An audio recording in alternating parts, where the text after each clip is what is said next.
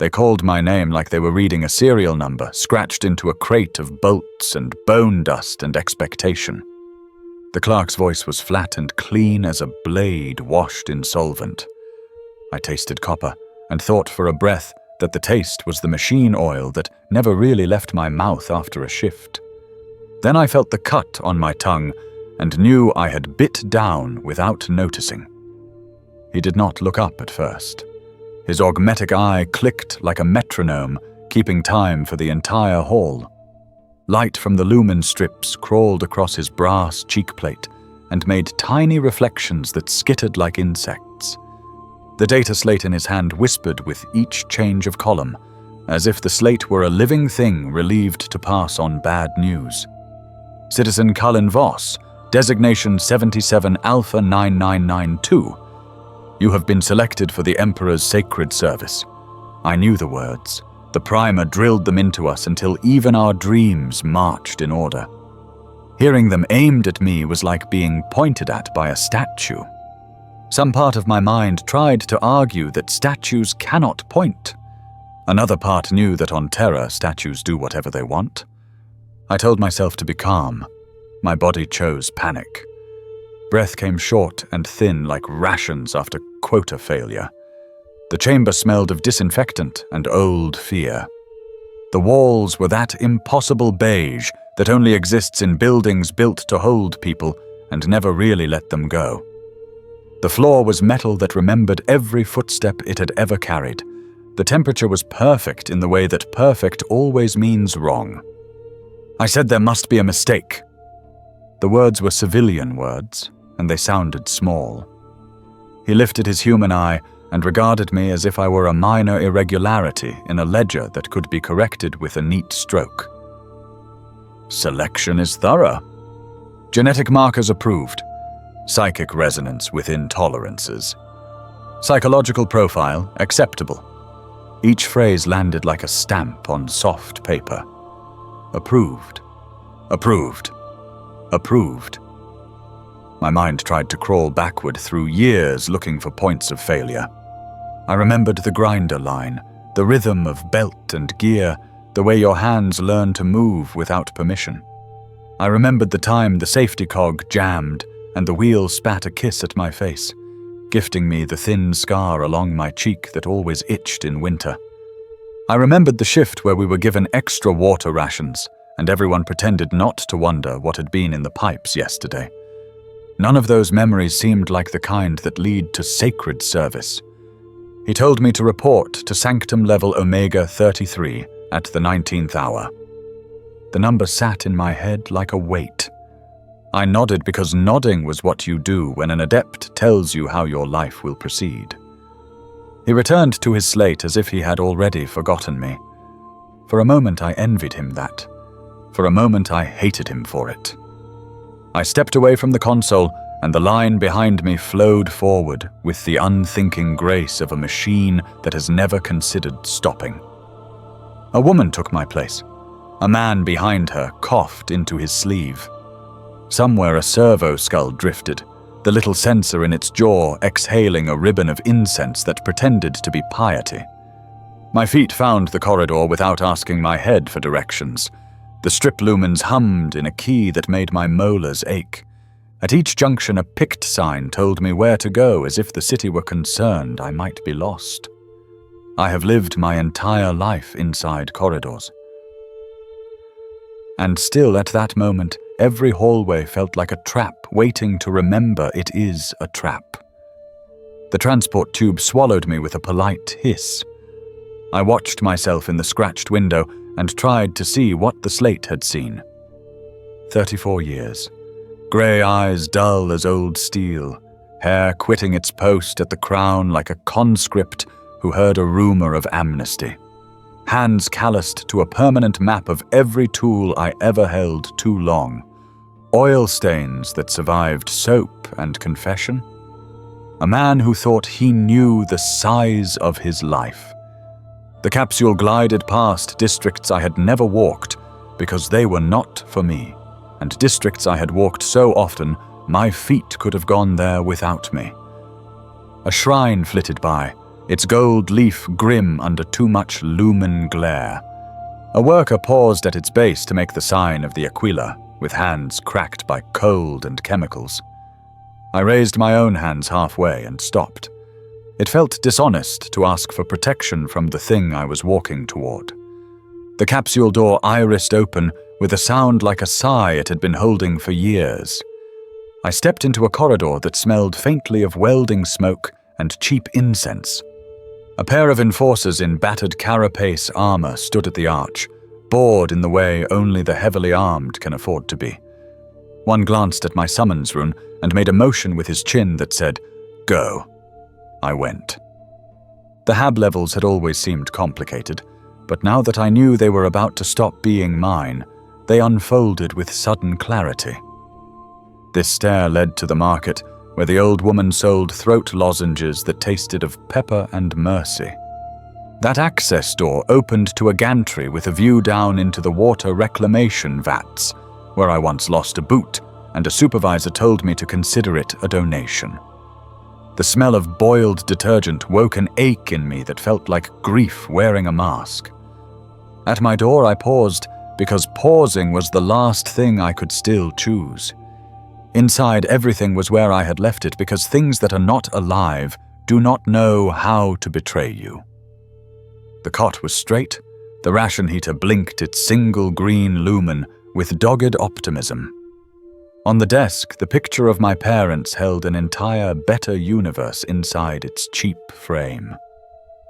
They were young forever in that square. They were smiling like people who believed the words, "Tomorrow will be kinder," were a law and not a wish. I sat, and the cot made the same complaint it always made.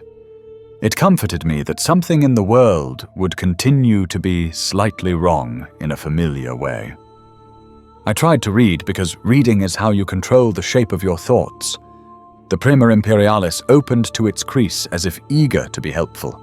The letters wriggled into nonsense, and I realized I was holding the book upside down. I laughed once and stopped when I heard how it sounded. I tried to eat, because eating is how you convince your body that nothing important is happening. The ration tasted like a memory of meat told by a liar. I chewed until my jaw hurt, and then put the remainder back into its wrapper with an apology no one would ever hear. I tried to sleep, because sleep is a door you can close. The ceiling panels counted me instead. 63 dents, 12 rust spots, one panel misaligned by a finger's width that I had meant to report for 2 years and never did, because nothing falls because of one panel. I told myself I would report it tomorrow.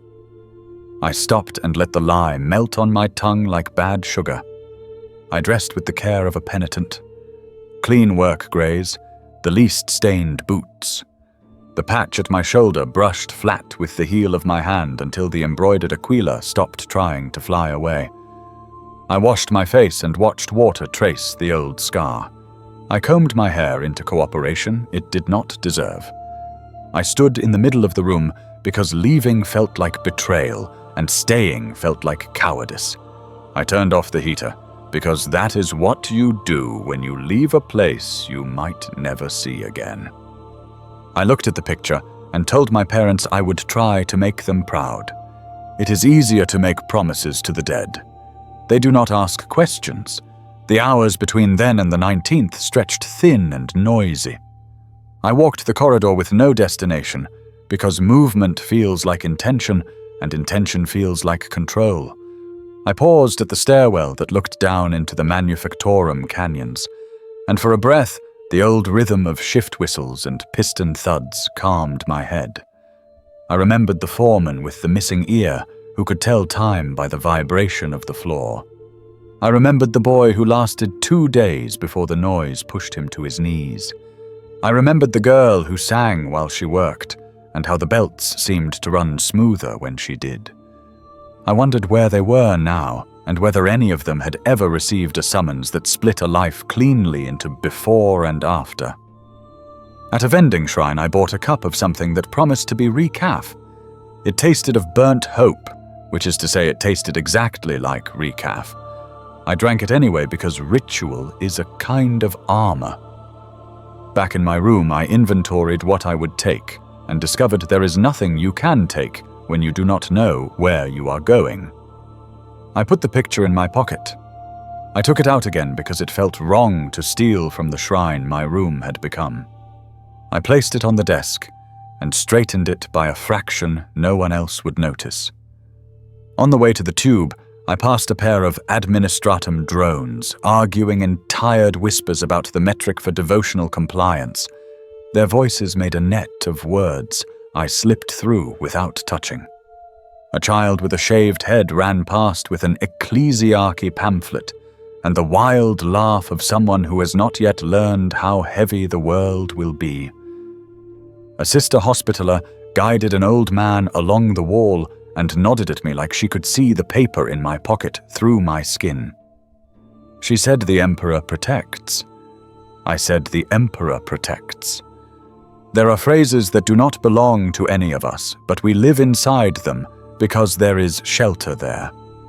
The tube to sanctum levels did not look like any citizen's tube I had ridden. The doors sealed with a tenderness that felt like a threat politely phrased. The bench had cushions. The air smelled faintly of incense that reminded me of my first sanctioned cremation viewing when I was 12, and a boy from our block went into the recycler with more prayers than he probably earned. Across from me sat a woman with a data slate case hugged to her chest like a child. Her lips moved, and I knew she was counting. Beside me, a man with hands burned smooth stared at nothing.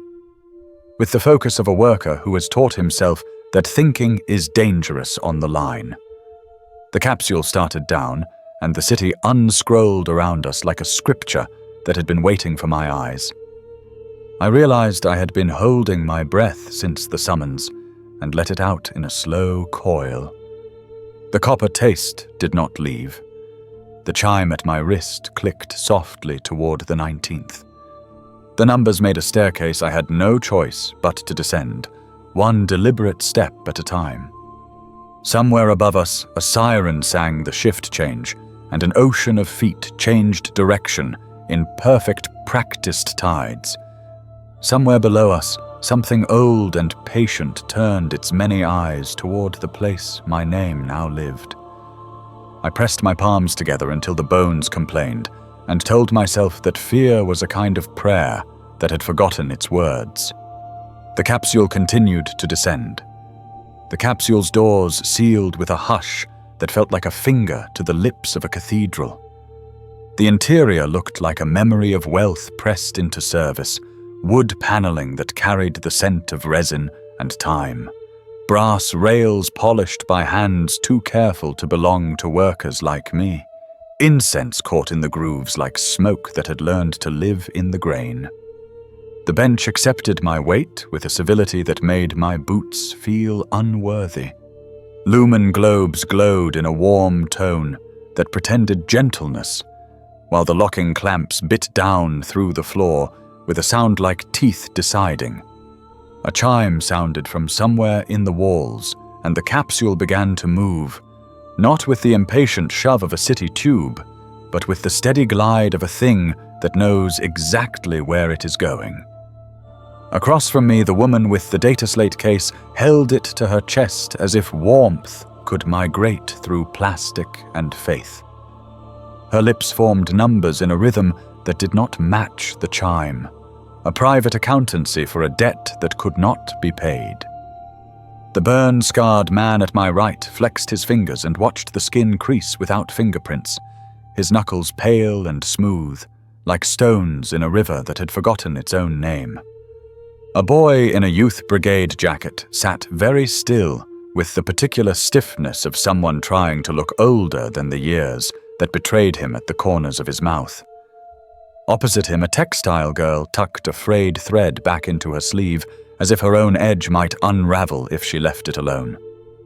Next to her, a woman with soil under her nails breathed like someone accustomed to measuring wind against seed fall. A man with an augmetic forearm tapped the metal plating against the bench in a pattern that sounded like a message sent to no one. I kept my hands flat on my knees as if the correct posture might fool the capsule into sparing me. Through a long window, I watched Terra's innards give way to something older and more deliberate.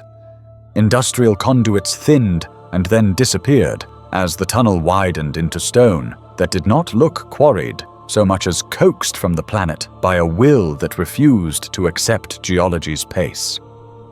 The walls were carved with reliefs that caught the lumen glow in shifting planes, saints with eyes that considered the angle of my chin, aquila with feathers rendered in a geometry that made my gaze want to slide off the edges.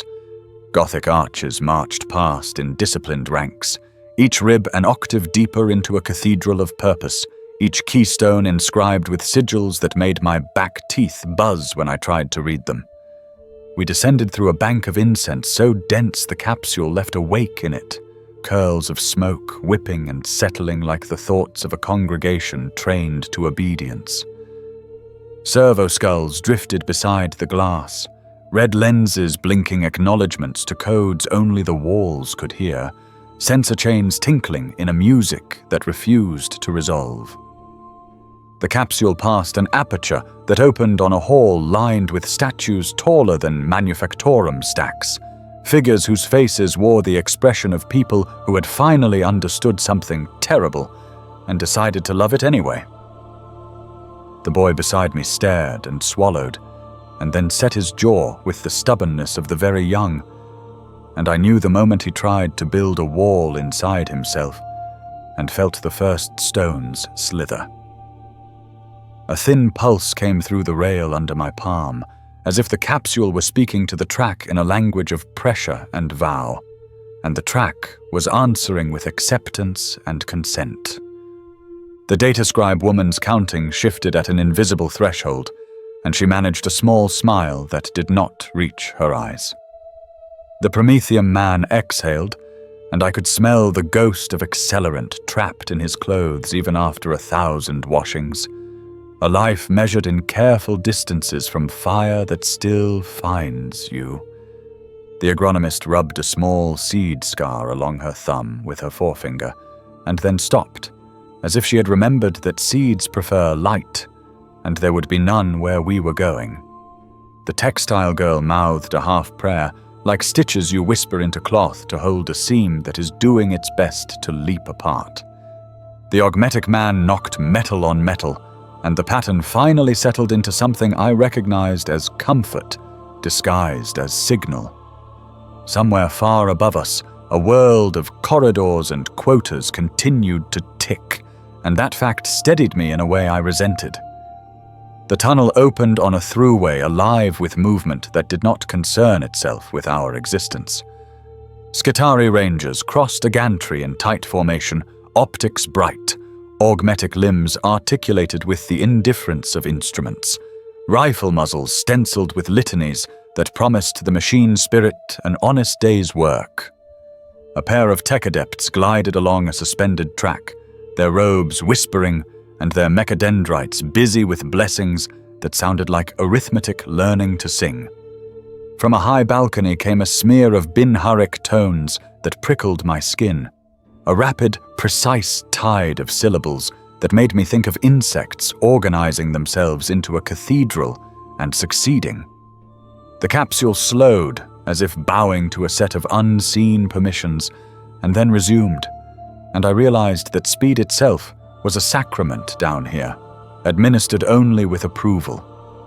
We passed a chamber where wheels the size of city blocks turned so slowly the eye doubted they moved at all, each spoke engraved with a catechism that must take years to rotate into legibility, and the wheels were coupled by belts that quivered with power like muscles under a giant's skin.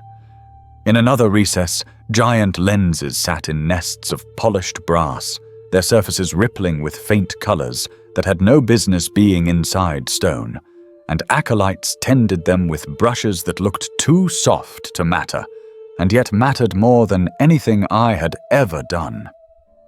The capsule dropped through a shaft lined with candles set in niches, thousands of points of flame that fought the conditioned air to hold steady. each candle bearing a name band in stamped lead that burned until it did not. I read a few of the bands and forgot them as soon as I looked away, as if the stone politely erased my trespass. A Sister of Silence appeared on a platform, head shaven, expression unreadable. Armor toned down to a matte humility that nevertheless made the air behave around her, and even through the capsule glass, I felt a pressure change like weather arriving in my chest and rearranging the furniture of my thoughts. For 3 heartbeats my fear went quiet, not because I had mastered it, but because the capacity to feel it had been dismissed from duty. When the capsule carried us past and the pressure eased, the fear returned like a tide with new instructions and sharper teeth.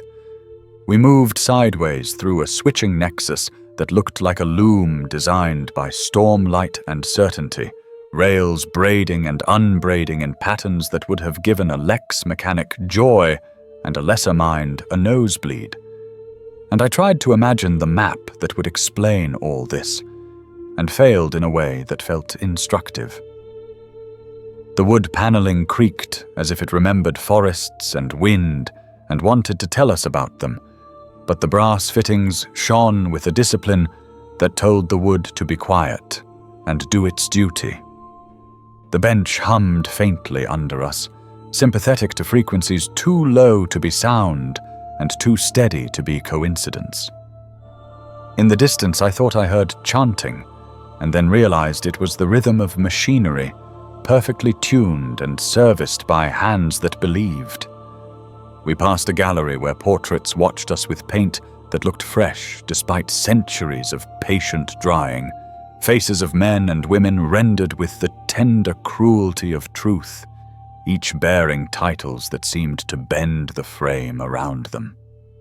A custodian stood beneath the farthest portrait and did not move, an axis around which the room had decided to exist, and his presence was a fact that required no explanation, because facts of that magnitude are explanations. The boy in the brigade jacket lowered his eyes to his boots, and I did the same, because even looking at authority of that scale felt like a small theft. The capsule shivered as a new gradient took hold, and the descent resumed, the wood and brass adjusting in minute increments so the illusion of calm could continue to be plausible. The data scribe's fingers flexed around her case and relaxed in a pattern I recognized from long shifts as the muscle memory of survival. The Promethean man's breath caught on the edge of a cough and settled into something that wanted to be a prayer. The agronomist began to whisper the names of hardy strains in a litany of endurance, barley and amaranth, and a terran weed that learned to live in poison soil. And the sound of those names steadied me more than the incense did.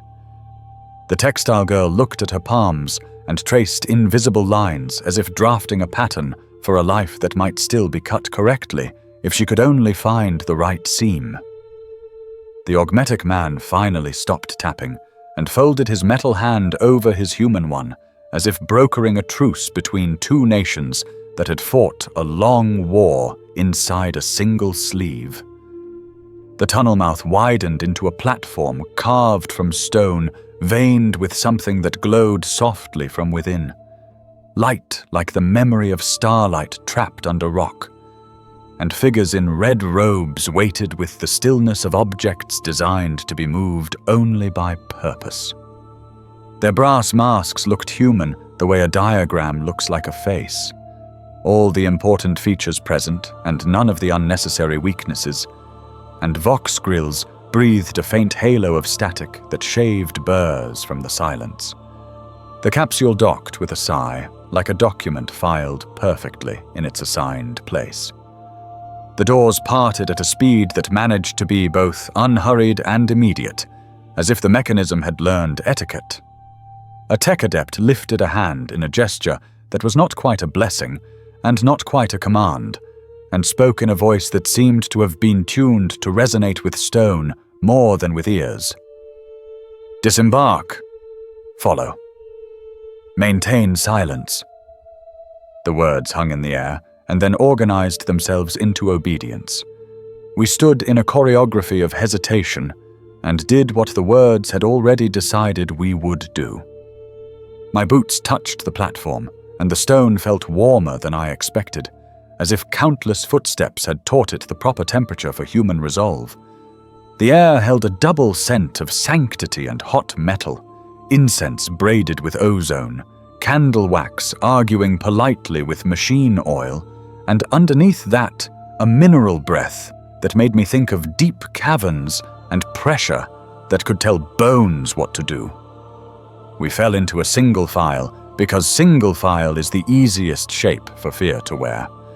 Cherub servitors drifted above, infantile faces grown from vats and taught to smile as they bore spools of cable and small reliquaries, their wings whispering with the steadiness of fans that never get to stop. On either side of the passage stood statues whose expressions hovered between rapture and pain as if the difference were a matter of posture, and the lumens in their alcoves flickered with an almost playful unevenness that nevertheless managed to make every shadow look like hands. We passed under an arch inscribed with a prayer to the Omnicia that was also a diagnostic routine, and I felt the hairs on my arms lift as a grid of invisible attention scanned us and filed us in categories that did not require our input. A minor servitor scuttled along the wall with tools for limbs and a parchment roll unfurling from its back, stamping purity seals at exact intervals with a diligence that would have embarrassed a living clerk. Far off, a generator's bass note rolled along the stone and resolved into a cadence that reminded me of the manufactorum's grinding wheels, except that this sound carried a promise the wheels never made and a threat they could never afford. We moved through a cloister where vox speakers murmured Binharic tides designed to soothe machine spirits, and the words slipped around my ears like oil, leaving comprehension unmarked and reassurance strangely intact. Skitari at a checkpoint raised Auspex wands that glowed brief vertical lines across our bodies, each line a judgment rendered in perfect indifference, and a telescreen overhead tallied us with a sound like beads being slid on an abacus carved from a saint's rib. A Lex mechanic glanced up from a console that looked grown rather than built and gave the smallest nod, the sort of permission that means progress but not reprieve. We entered a corridor where the architecture changed again, leaving behind the confident flourish of recent centuries for stone that bore tool marks not made by tool I recognized, grooves that curved in ratios my eye could not hold, symbols that made a tender ache behind the nose, as if I had looked too long at a holy thing through a cracked lens. The incense thinned, and the ozone strengthened, and I tasted electricity on my tongue, like metal learning to be light. A breeze moved against the grain of the corridor, as if exhaled by something alv and large that had been sleeping a long time and chosen now to turn over. The woman with the data slate case stumbled and caught herself, and kept walking, and the case knocked once against her ribs like a heartbeat that had missed a step and decided not to apologize. The Prometheum man's shoulders squared the way men square shoulders before fires they cannot put out and intend to watch without blinking. The agronomist looked up at a ceiling rib where tiny lichen clung in defiance of cleanliness, and the sight put a brief light in her expression that made me want to believe in small victories that do not matter and therefore matter most. The textile girl's gaze caught on a tapestry hung between alcoves, stitches so fine the thread seemed to be a story told by light, scenes of ships crawling through a night that resisted them, and a sun on a throne that gave away pieces of itself and did not dim, and she breathed in once, as if learning a new pattern. The augmetic man glanced at a relay shrine where a robed acolyte fed incense into a vent and tapped his metal knuckles on his own forearm in a quiet salute I did not know the meaning of and did not need to. The corridor opened on a transom that framed another platform and the suggestion of further depths, and the tech adepts ahead did not break their pace as we followed. My feet matched the rhythm of their steps before my head agreed, and in that alignment, I felt the pull of a machinery more complete than anything I had known, a sense that every movement had been accounted for in a ledger written before my birth. The stone beneath us thrummed with a pulse, faint as a memory of thunder, and the sound sifted my thoughts until only the heaviest remained. Somewhere a bell tolled a sequence that was not ours but something older that ours learned from and then tried to forget. A wall niche held a glass reliquary shaped like a tear, inside which floated a curled lock of hair that glittered like copper wire, surrounded by purity seals crisp as leaves on the first true frost, and the seals fluttered as we passed, though no breeze moved. A pictograph panel lit in response to our proximity and showed a schematic of a labyrinth with a point of red that seemed to move in half consent and half certainty, and the red point pulsed as if amused by our attention. The capsule that had brought us slid away behind us without ceremony. Already on its way to climb back toward the world I had called mine, and the soft receding of its sound felt like a promise emptied with care. We crossed the threshold into a space where the ceiling rose and vanished into a kind of disciplined darkness that felt not like absence but like storage, as if the hall kept more shadow than it needed, in reserve for future use. The floor stones shifted in hue as if responding to pressure, and I could not tell if the color change recorded our passage for archival devotion or for aim. A choir of vox horns along the far wall released a single sustained tone that aligned the hairs along my forearms into neat ranks, and the tech adepts answered in Binharic phrases that snapped into the tone like brass latches closing on a reliquary. The air tasted colder in a way that made teeth sensitive, a purity that felt less like cleanliness and more like decision. The woman with the data slate case stopped counting with her lips and began counting with her fingers against the case's edge, each tap like a metronome correcting an orchestra of nerves. The Prometheum man whispered a formula for combustion that I recognized from a hazard sign, and I wished that knowledge could ever be enough to prevent the things it names. The agronomist touched 2 fingers to the stone, and then to her brow, and I followed the gesture without knowing why, and the act left a residue of grit and reassurance on my skin. The textile girl breathed out, and I heard the tiniest fragment of a tune that had the rhythm of shuttle and loom and the courage of people who go on. The augmetic man looked ahead to where the corridor narrowed again, and his mouth set in the shape of someone preparing to be useful. We moved forward when the adepts moved, and stopped when they stopped, and the obedience did not feel like surrender so much as alignment with a cadence that had been sounding here since before any of us learned the word duty. The next set of doors were not doors in the way I understood doors, but planes that opened the way a concept opens when you finally accept a premise. Edges drawing apart with the precise indifference of a knife parting fabric cleanly along the grain.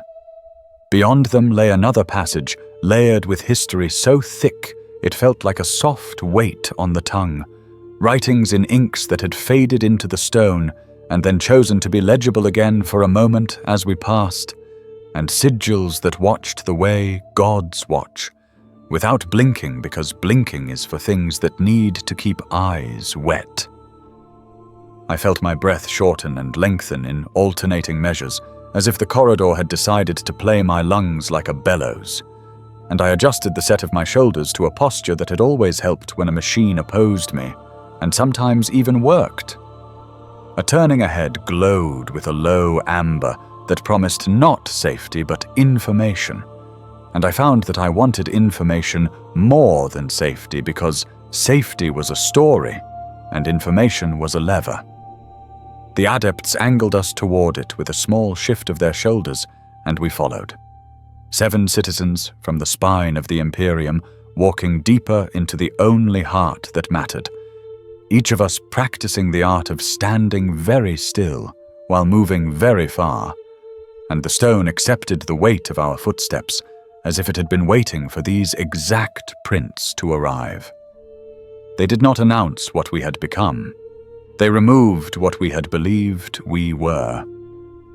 A gate of black stone admitted us into a chamber that smelled of candle grease and cold iron. The lumens here were indirect and patient, light that had learned restraint. Shadows pooled in niches like listeners who paid attention. A line of robed adepts waited with instruments that looked like weapons taught to be gentle. They took our names with quills that scratched in a rhythm I felt in my teeth. They took our blood with needles that whispered more apologies than the mouths above them. They took a strand of my hair and burned it over a censer so small it could have been an ornament.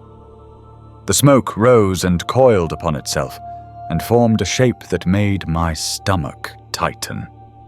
An auger plate hummed under my palms and printed a ribbon of sigils that wriggled until the adept pinned them with a stamp. He pressed a seal into wax, and the impression was an Aquila whose eyes seemed slightly closed. Approval glinted in the seal, and indifference glinted in the adept's human eye.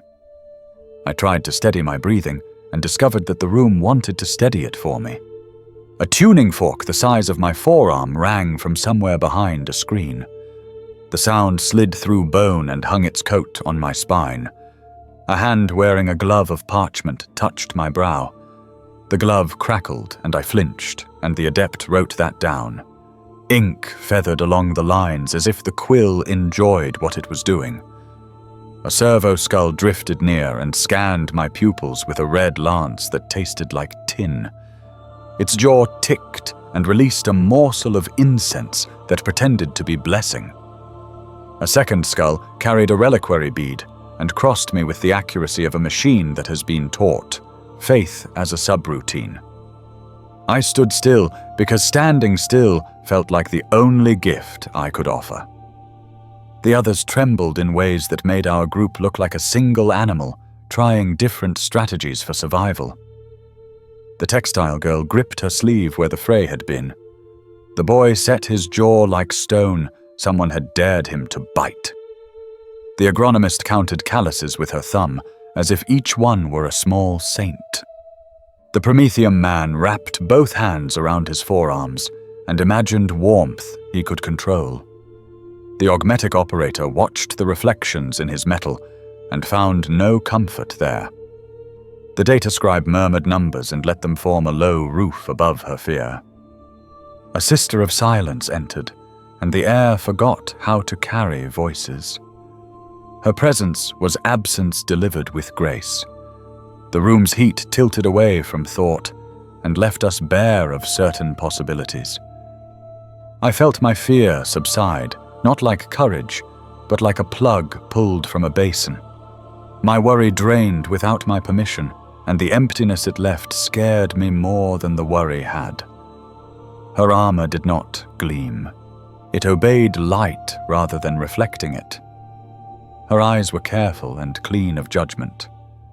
She moved with the assurance of someone who has never argued with herself. When she passed me, the sound of my heart became a metronome under a heavy cloth. The adepts tightened their circles as if her silence were a weather pattern for workflow. She paused by the boy and looked not at him, but through the space he occupied. He stopped shaking, because shaking had been cancelled. When she moved on, we were restored to our previous capacities, and the return felt like a flood against a low dam. The custodian arrived like a definition arriving to correct a sentence.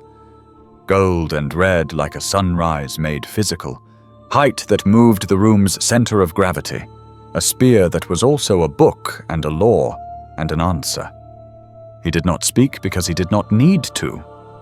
He looked at us, and the line of my back changed without consultation.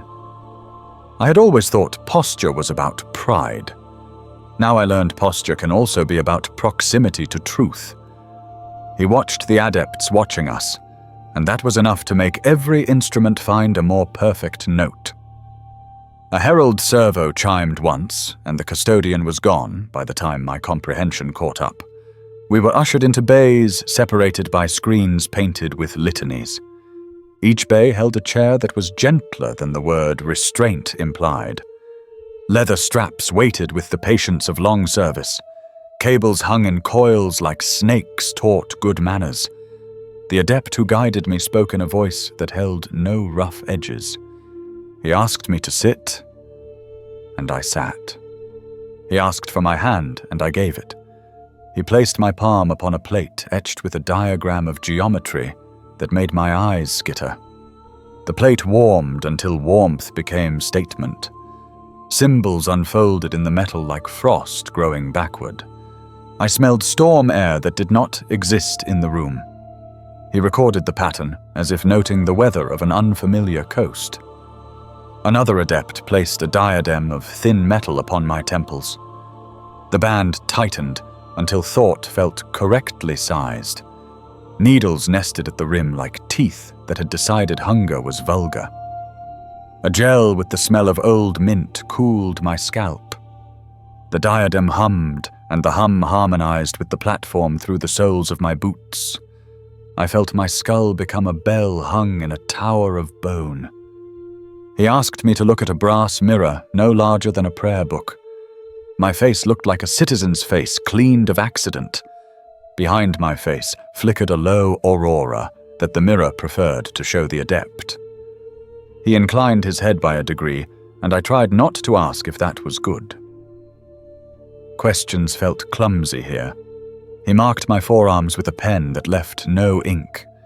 I smelled resin and iron, and something sweet like flowers that grow in cloisters where no bees are permitted. The pen became a stylus, became a blade, became a blessing.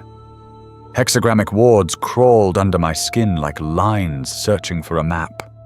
They pricked and burned and settled the way stitches settle. My veins felt rearranged for a better story. He pressed thin leaves of beaten gold against the fresh lines, and the gold sank as if the skin had learned appetite. A soft wax cooled upon the marks, and a seal knot pressed there whispered a promise I could not read. I tried to flex, and the wards answered with a stretch that hinted they would hold. An astropath approached with a veil that hid the condition of her eyes. Her steps were slow, not from weakness, but from ceremony. She smelled of spices and old paper and ships that have forgotten land. Her mouth held scars like pale threads across a dark cloth. She spoke without air, caring to carry the sound. She asked if she might touch my brow. I said yes, because anything else would have been foolish. Her fingers were cool and careful and full of echoes. She listened with skin tuned for storms. "Steady hum," she said, and the adepts wrote those words with quiet satisfaction. She tasted the air near my lips, the way a navigator tastes the wind before committing to sail.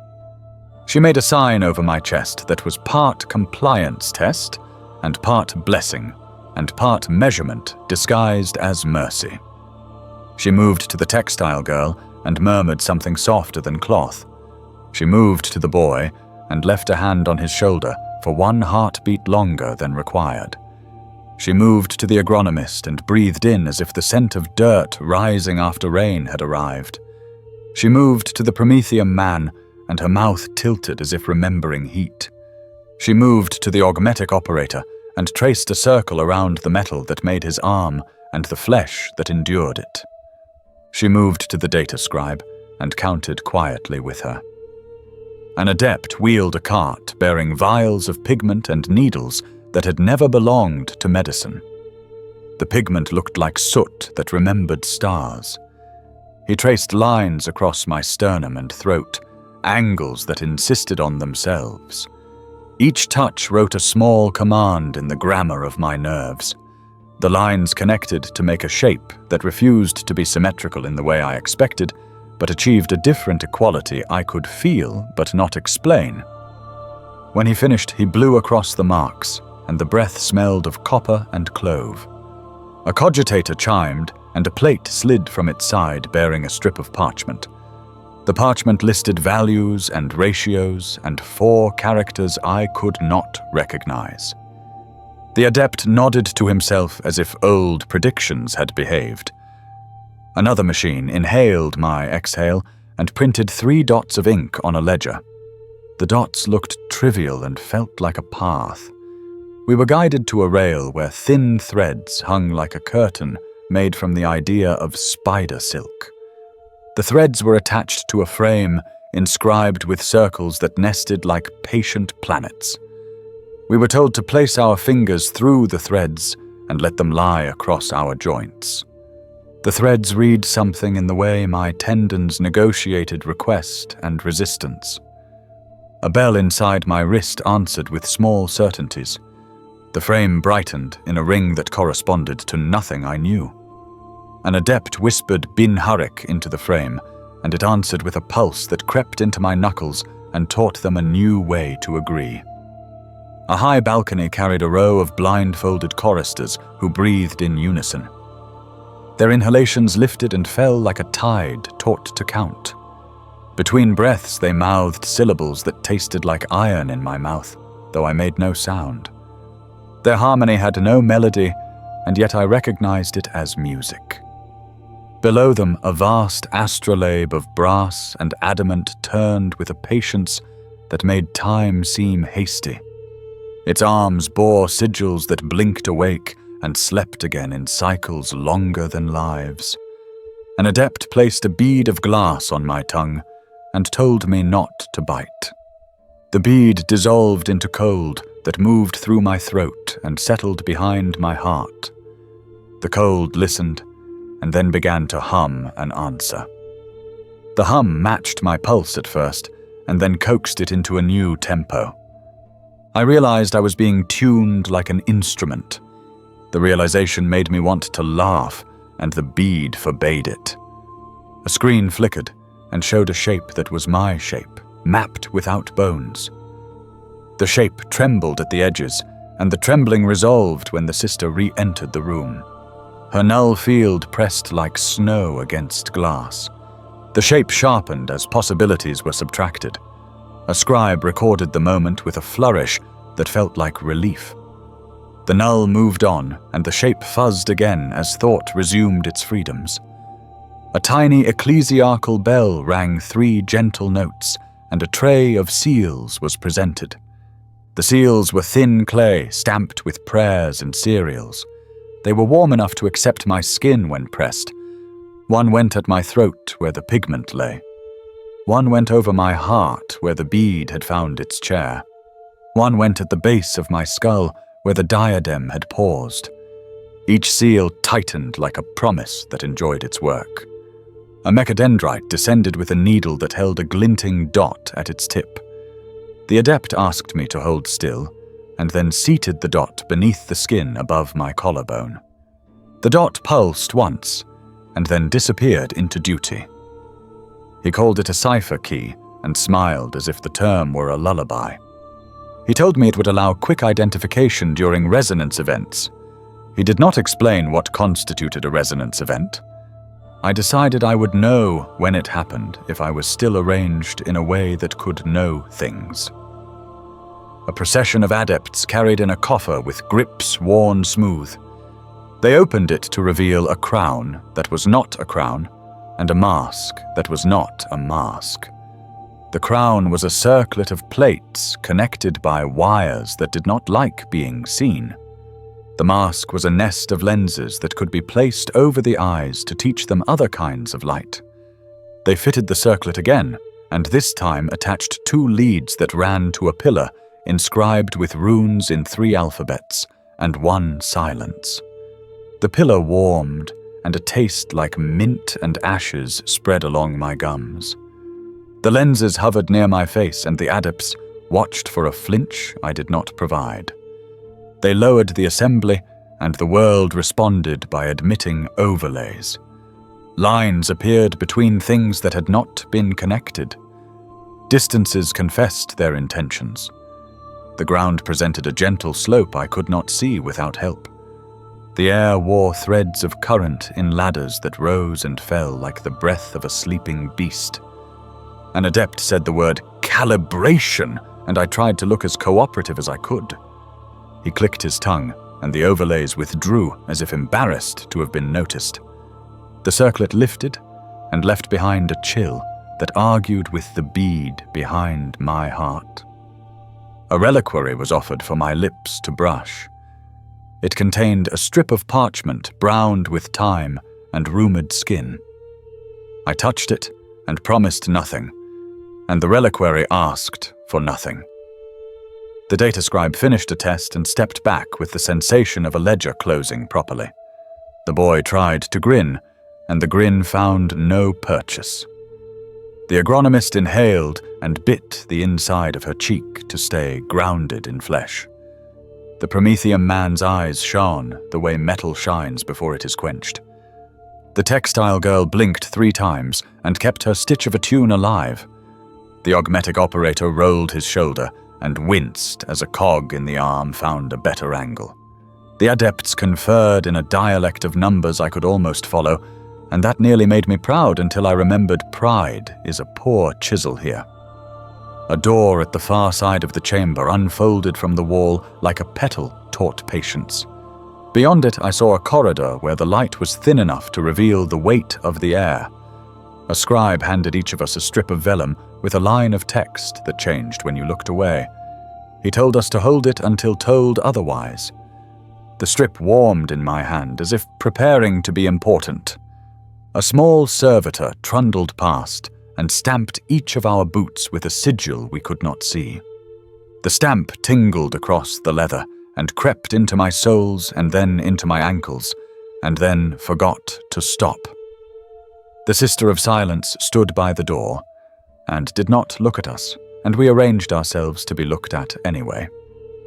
The custodian was not visible, and his absence behaved like a presence with perfect posture. The adepts gestured, and our line remembered how to be a line. My wards itched as if excited by what the next room might prefer. I touched the seal at my throat and felt heat tick under the wax in a rhythm that did not match my pulse, but might teach it a better habit.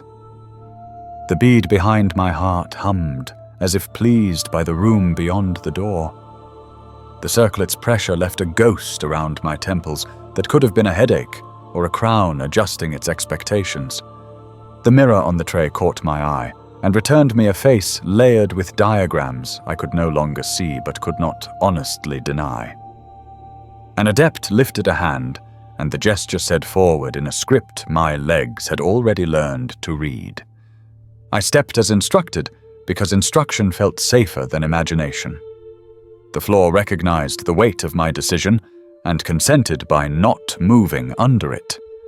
The vellum in my fist quivered as if delighted to be included.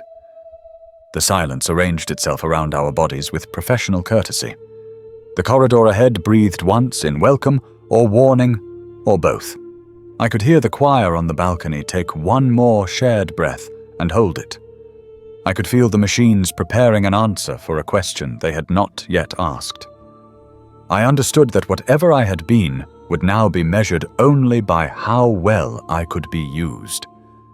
I did not resent the scale because resentment is a luxury made of spare hours. I kept my eyes forward as the door continued to open. I kept my hands at my sides as the adepts waited for us to understand the next instruction. I kept the picture of my parents in the small pocket of my mind where the light had not yet reached. I kept my balance as the room pressed a little at my knees the way tides do to piers that refuse to move. I kept my breath even because the sister's null reminded me that breath is a thing that can be tidied. I kept my mouth closed because words were not currency that worked here. I kept walking because walking was the only proof I had that I could still choose a direction. They led us into a hall that felt like the inside of a thought held by something larger than cities.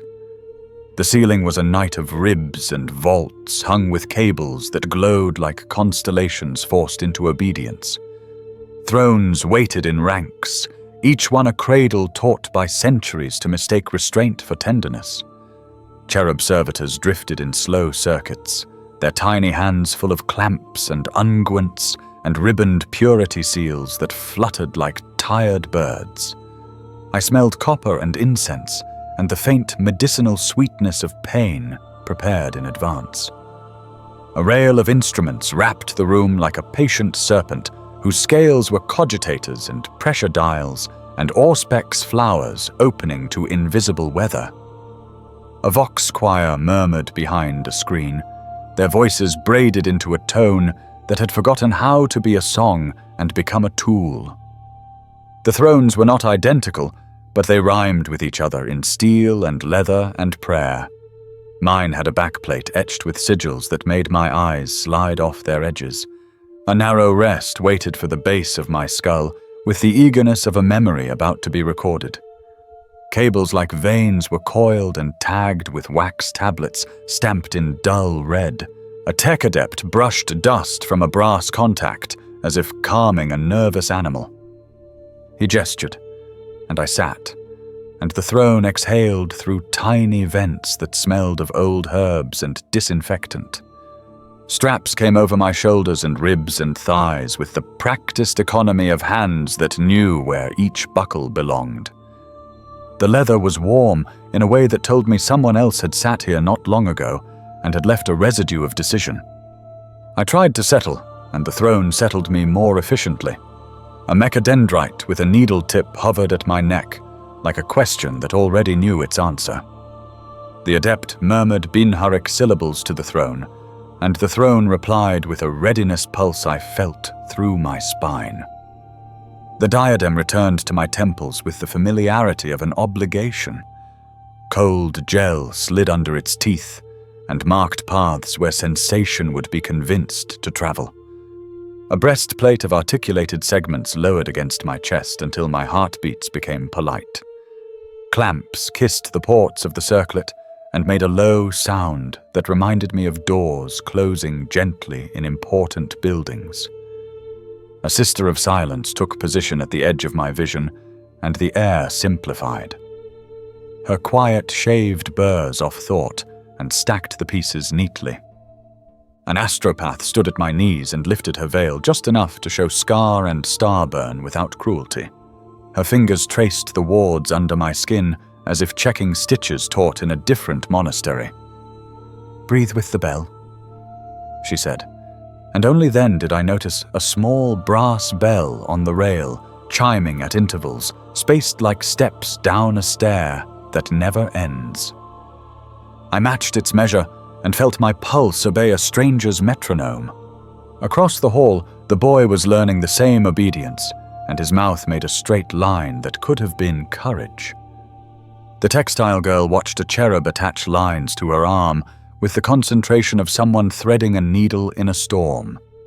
The Promethean man whispered a hazard chant to himself and nodded at the end of each stanza, as if each nod were a sandbag on a levee. The agronomist folded her hands and placed her thumbs together with the care of planting a seed exactly 2 knuckles deep. The augmetic operator rolled his metal shoulder once in small rebellion and then held still while a maglock found its home. The data scribe closed her eyes on a column of numbers only she could see, and I felt the room respect her arithmetic. An organ of pipes I could not see gave a single note that seemed to shrug the dust off centuries. The note made the lumens quiver, and the incense eddies change their mind about direction. A lever depressed somewhere behind me, and a tide of faint current lifted the tiny hairs along my forearms, as if they were wheat testing a wind. A thin needle touched the soft of my arm and taught my blood a new temperature. A second needle asked my vertebrae to consider participation. A third pressed into the small hollow at the base of my skull and delivered a cold that walked into my head like it had a key. The bead behind my heart answered with a hum that felt like a handshake through a wall. The straps tightened half a finger more, and my breath found a corridor it could use without argument. The astropath placed 2 fingers on my sternum and spoke a name that was not mine and still fit. She stepped aside and left me with the bell and the throne, and the knowledge that I had agreed to this by standing in the line that had brought me here. Somewhere, a cogitator clicked as if it had counted us and liked the total. A choir of hidden voices rose in a lattice so thin I only knew it by the way the edges of the room sharpened. The first touch of the light did not feel like light. It felt like attention arriving without footsteps. It found me in the place where memory keeps small things safe, and it looked at those things without breaking them. It looked at my father's hands, stained a color no soap could bully. It looked at my mother's cracked cup that I had glued badly. It looked at the day the grinding wheel kissed my cheek and decided to leave me. It looked at the time I kept a ration bar in my pocket for a boy who never asked. It did not ask questions, and yet answers gathered in me the way condensation gathers on a cold pipe. I tried to turn my head, and the throne reminded me of our agreement. My eyes watered, and I could not tell if it was from emotion or gel or the simple act of being seen. Then the attention widened, and I understood that the word choir had not been metaphor. It was a tide, and I was ashore, and the first wave touched and withdrew and left a line of cool across the sand of me. The second wave climbed higher and found places the first wave had not reached, and left smoothness where there had been grit. The third wave carried voices that did not use words, and I heard them as pressure that made shapes inside my chest. One shape was the curve of a course across a dark sea. One shape was the angle of a prayer held correctly. One shape was the arc of a hand releasing a rope at the exact right moment to catch the wind's plan. Heat gathered at the crown of my head in a ring that pulsed with the bell. Cold stacked under my breastbone like careful stones placed to divert a river. The ring and the stack argued politely until they found a shared number.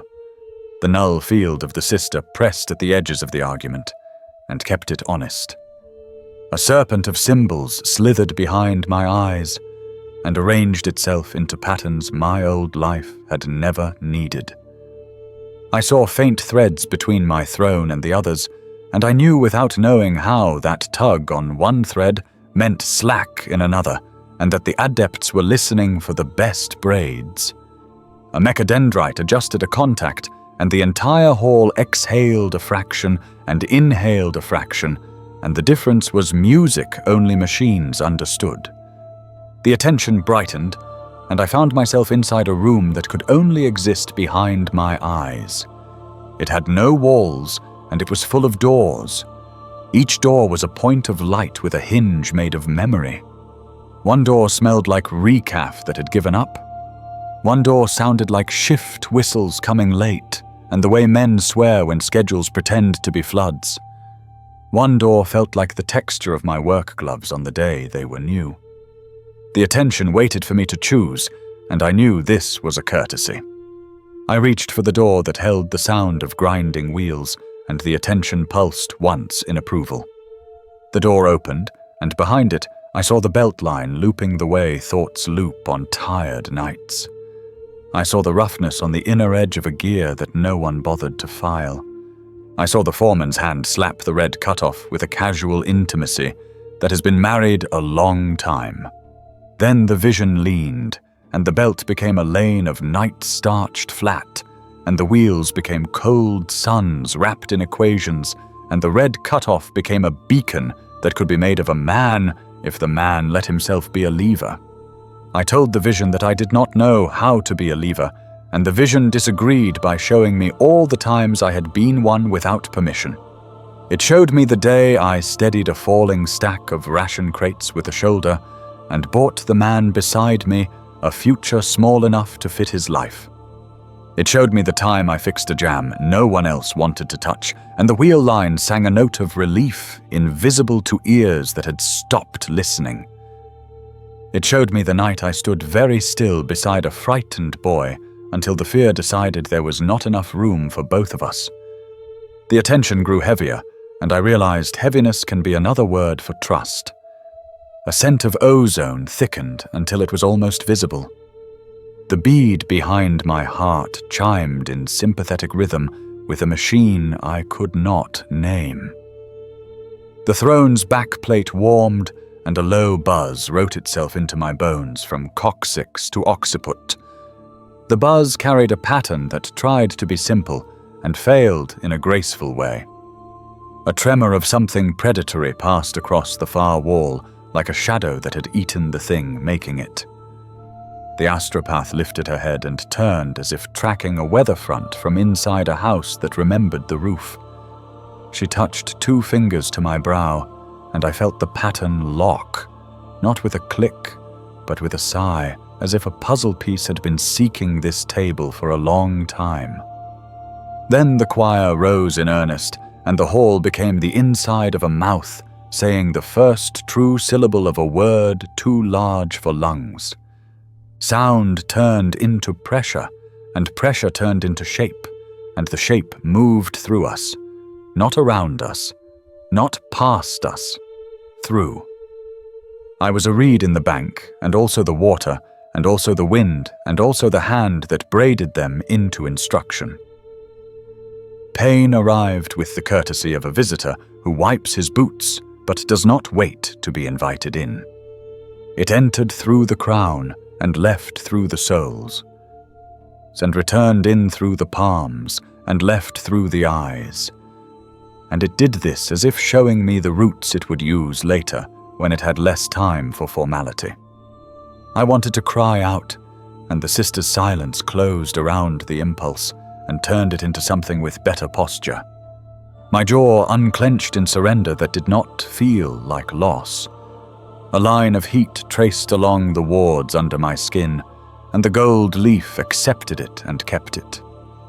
The seals at my throat and skull and chest tightened into the kindest knots I have ever known.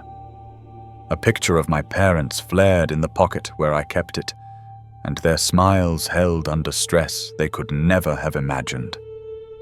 I showed the attention the picture, the way a child shows a wounded bird to someone who actually knows what to do. The attention softened without lessening, and for 3 heartbeats, the pain stepped into the next room and closed the door for privacy. I inhaled on the bell, and the bell inhaled with me, and I decided we were colleagues. Lines of light unfolded like measuring tapes across black water from a vantage point I could not locate and did not need to. Ships like seeds moved along those lines, and each seed carried a human heat I could sense, as a glow weaker than candles and stronger than any excuse. Some glows flickered, and the choir leaned, and the lines tightened, and the flicker steadied, and I tasted salt and iron and gratitude I had not earned. The astropath leaned close again, and I heard her speak into me without using my ears. "Do not fight the light. Fighting is drowning." I understood, and immediately forgot, and then understood again. The throne adjusted the angle of my head by the width of a breath, and a headache I did not know I was cultivating receded like a tide embarrassed by its own enthusiasm. An adept's hand checked a dial near my knee, and the dial's needle calmed its tremor as if blushing. A crackle of distant interference brushed the south wall, and I knew the word south made no sense here, and used it anyway because I needed the map of words. Something hungry prowled just outside the skin of the hall, and its teeth clicked on rules it could not bite through. My wards warmed again, and the hungry thing lost interest with the sulk of a child, denied a toy it never should have been offered. The boy on the far throne made a small sound, and then made no sound at all, and I felt the choir reach and hold and lift him without hands. The textile girl's pulse skittered and then nested, and I heard a half bar of her tune slip into the lattice like thread into warp. The Promethean man found a rhythm, a heartbeat slower than panic, and a heartbeat faster than sleep, and held there with a mechanic's stubborn competence. The agronomist counted seasons, and the seasons counted back, and moisture found a path to her eyes, and did not fall. The augmetic operator clenched his jaw and released his jaw, and let the jaw belong to the song. The data scribe's numbers built a scaffold that did not touch the light, and still supported it. I remembered the foreman's missing ear, and wondered stupidly where it was now, and the attention glanced at the thought, with the indulgence reserved for children and old men and workers on the day before conscription. Heat climbed my spine in beads that popped under the skin and left cool in their wake, like fatigue distilled into weather. The bell rang twice quickly, and the tone dropped a degree, and in that drop the hall shifted from testing to task. I felt something like a door open in the dark that lies behind dark, and wind hit my face, though no wind moved, a wind that smelled like old stars and fresh knives, and the kind of distance that tries to teach humility by being endless. The choir shored me up and did not ask if I would help, and I said yes anyway, because saying yes felt like remembering the name of a tool I had used all my life. The light poured through us with the weight of a river that had finally convinced a mountain to step aside. Words lost their edges and then returned with better ones. Numbers revealed their bones, and those bones were music written in angles. My mouth opened without making sound, and the sound I did not make was nevertheless said. The first wave left, and the second arrived, and the second carried splinters of others who had sat where I sat. And they were not ghosts, so much as fingerprints left on a rail, polished every day and never quite clean. They did not speak, and I still understood the shape of their consent and the measure of their breaking and the exact dignity of their last useful minute. The diadem tightened, and the bead thrummed and the straps held, and the bell kept time, and the sister's silence was a cool hand on a fever, and the astropath's breath at my ear counted a pattern that had kept ships from becoming stories no one got to hear. I tried to thank someone, and the light distracted me by opening another door. The door showed a corridor of stone that had learned to hold prayers as fossil holds leaf. The corridor bent in a curve carved with sigils that hurt and healed if you stared exactly as long as instructed, and not a blink more. At the end of the curve was a space that hummed like a hive and breathed like a patient and kept the galaxy in a kind of honest shape. And the shape was not pretty, and it was not kind, and it was not optional, and the understanding of that truth did not make me smaller or larger. It only made me aligned. A valve opened under my ribs, and the pain returned in a cleaner version that meant the work had truly begun. I gripped the rests and let my hands learn to be used.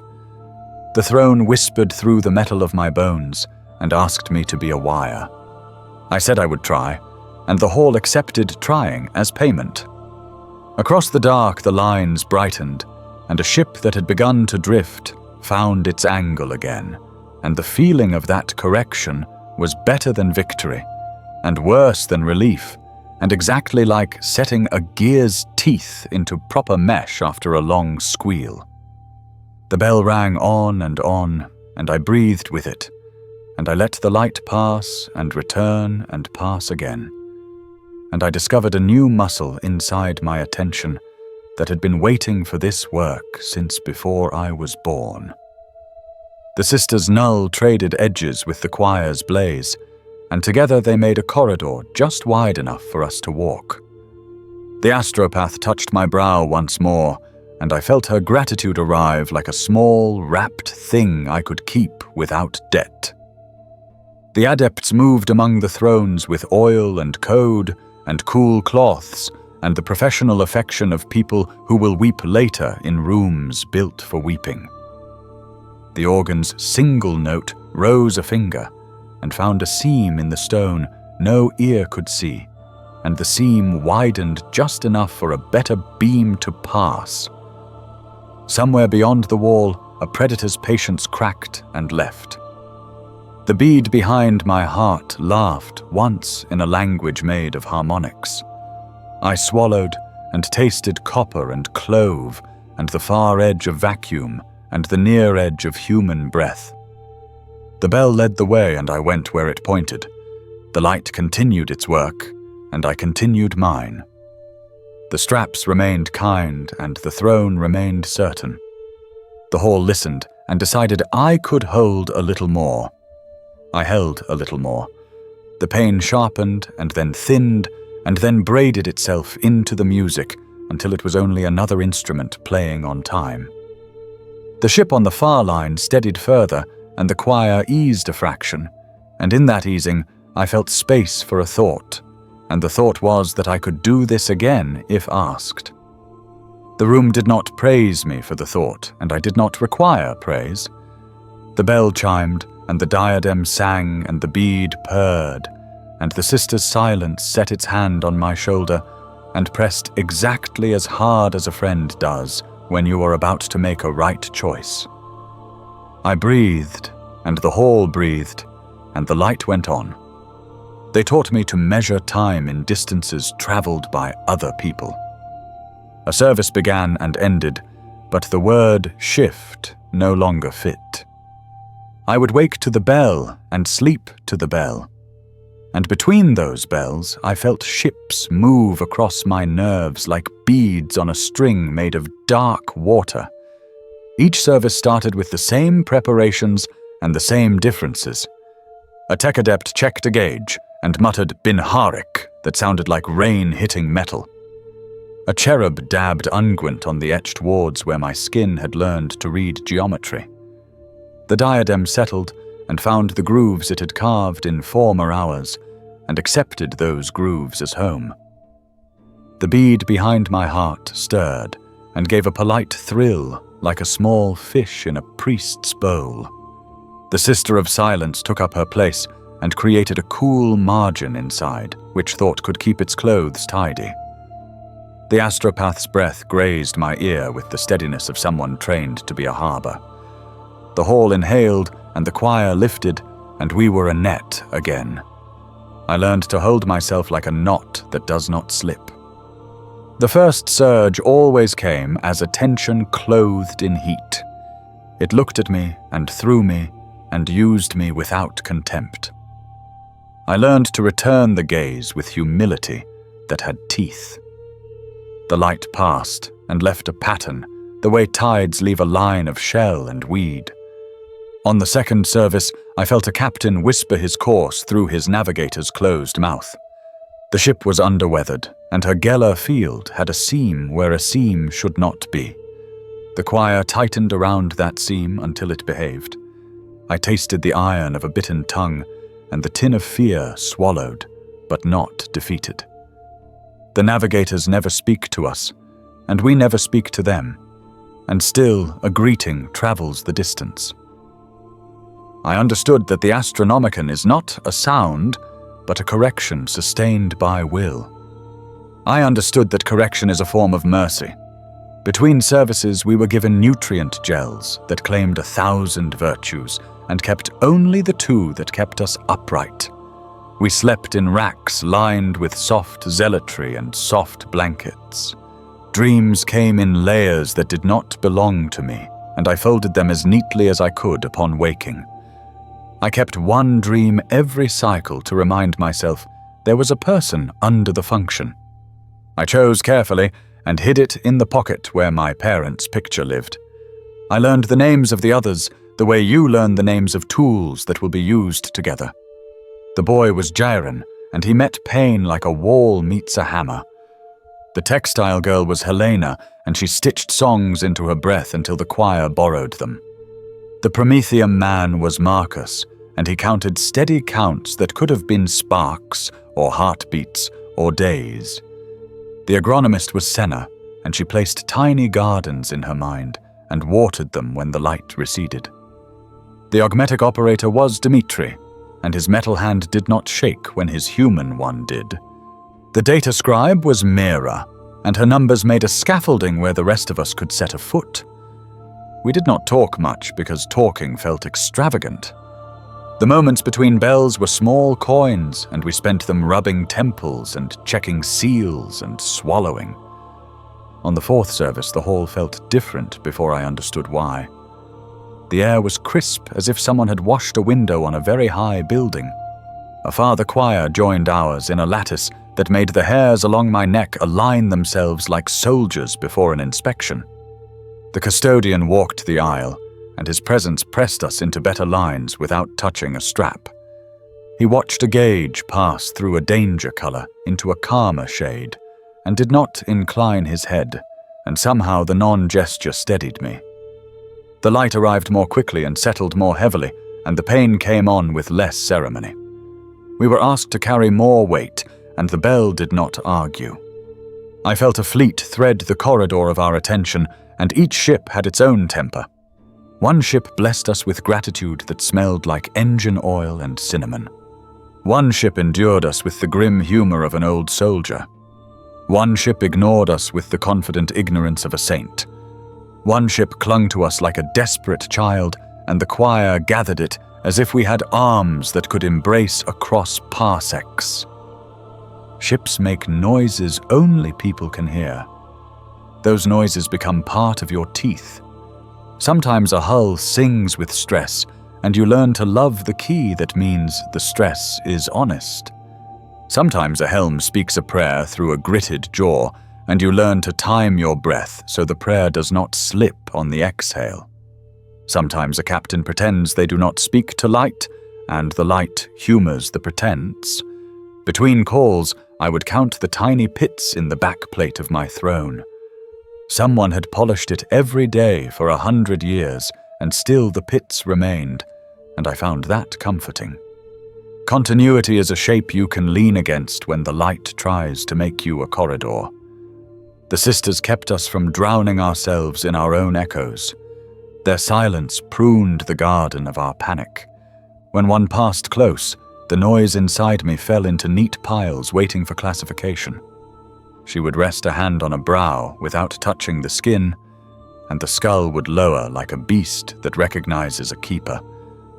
I never learned the names of the sisters because names would have been a theft. I learned the sound of their boots and the way void obeyed them. The astropaths visited in a rotation measured by fatigue rather than schedule.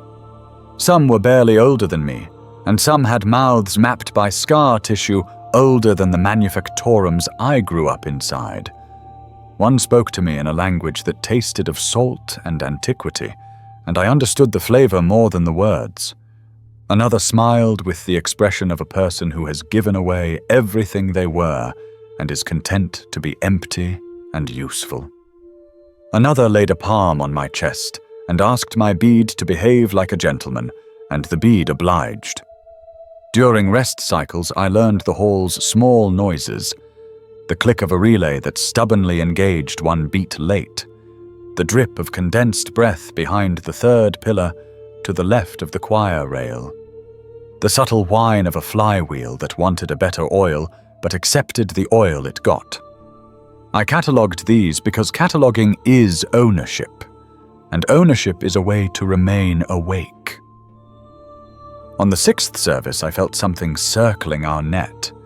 It had teeth and patience and the sense of humor of a broken mirror. It dragged its claws along the currents and listened for a crack. Our wards warmed and our seals pulled tight like stitches during a sneeze. The sisters' null pressed out hard, and the choir's lattice answered, and I learned what a brace feels like when a ship meets weather. In that pressure, I lost track of the edges of my hands. I breathed anyway because breathing is stubborn.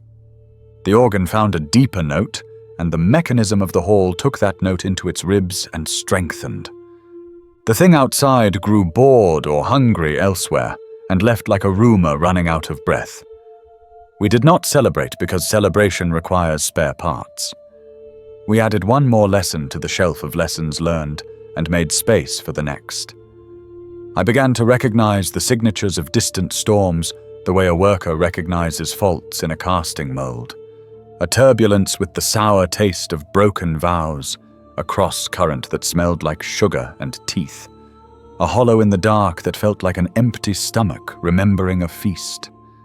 The light turned all of it into math, and then into song, and then into duty. The thrones creaked when we came offline, and the creak sounded like old furniture in an ancestral house. We were given water that had known prayers and salt tablets that had known factory floors. I learned to sip with reverence and swallow with speed and thank the dispenser with a touch on its dented side. The adepts spoke less to us and more to the machines, and I respected the priority. When one did address me, he did it with the courtesy given to a tool that performs above specification without complaint. He told me my hum was steady and asked if I had any points of failure to report.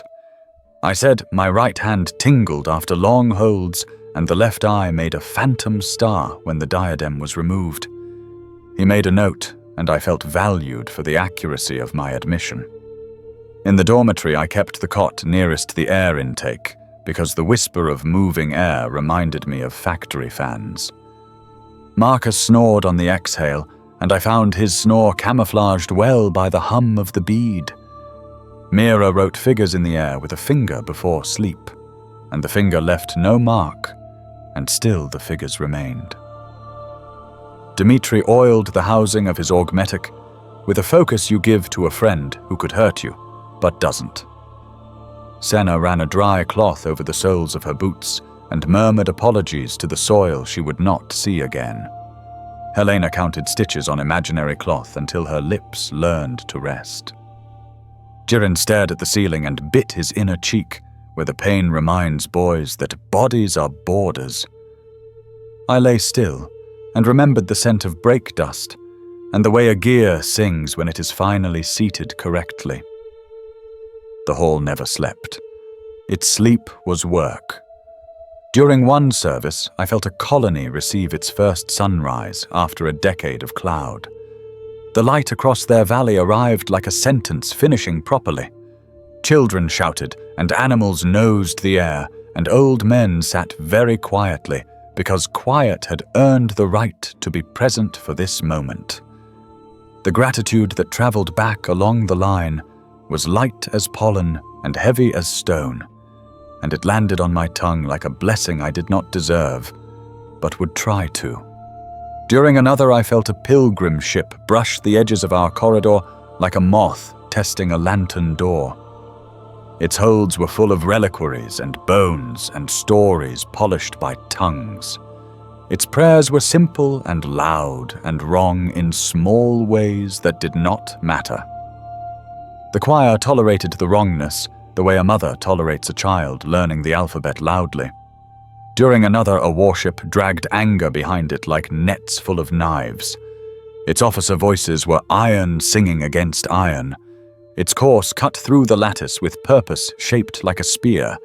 We held the line open, and the ship did not thank us. And the absence of thanks was its own kind of good order. Pain continued to be an instructor who graded fairly. It arrived when work demanded it, and left when work allowed, and sometimes it forgot to leave until a sister reminded it of the schedule.